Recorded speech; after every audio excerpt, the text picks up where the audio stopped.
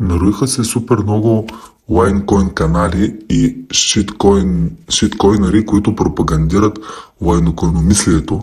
Това е защото това са тарикати, които желаят да изкарат пари на гърба на другите хора.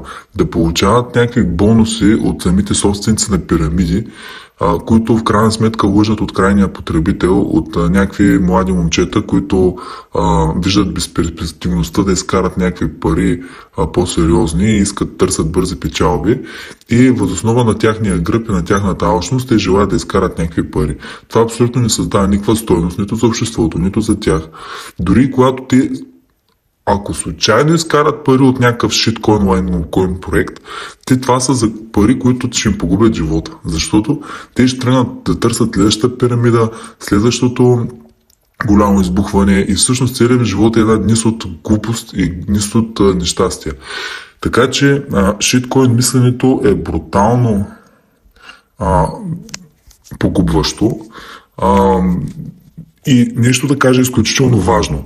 Няма как с технически анализ да правиш на шиткоин проект. Това е, който ви показва технически анализ на шиткоин проект. Това е толкова прост, човек, толкова прост, че въобще значи, ако го слушаш, ти си прост на квадрат. Технически анализ може да се направи само единствено на активи с много сериозен фундамент.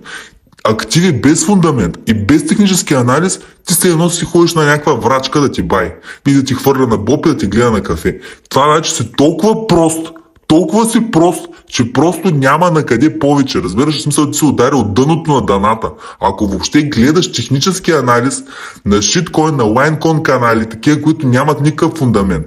Значи първо си правиш фундаменталния анализ.